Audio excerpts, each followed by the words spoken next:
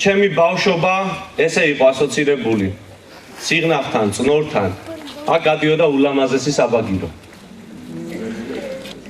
და მე არ ჩავთვლი რომ ღირსეული დეპუტატი ვიყავ იმ შემთხვევაში თუ ეს საბაგირო გზა არ აღვადგინეთ. ყველა შემთხვევაში უნდა აღვადგინოთ ეს საბაგირო გზა.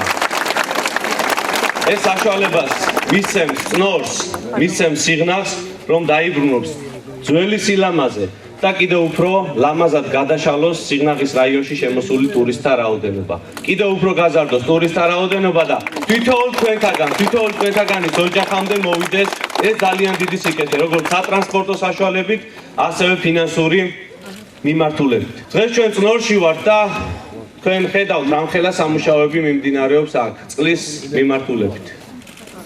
დისკომფორტია, ხო? მესმის რომ დისკომფორტია გადათხდილი ქუჩები. მესმის რომ მტვრიანი ქუჩებიც არ არის ლამაზი, მაგრამ ერთი რამეა, ჩვენ თუ გავიხსენებთ გუშინდელ დღეს, თითოეულ ჩვენთაგანს ჰქონდა წყლის მომარაგების პრობლემა. და ჩვენ დიახ მოვკიდეთ ამ ძალიან დიდ საქმეს ხელი.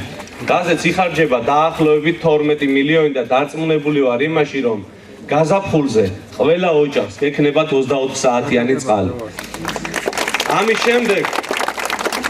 ამის შემდეგ დაიწყება სასწრაფოდ გზების დაგება და წნორი გახდება მართლაც ისეთივე დიდებული, ისეთივე ლამაზი და ისეთივე მოწესრიგებული, როგორც თითოეულ თქვენთაგანს გინდა და როგორც ჩვენ გვინდა.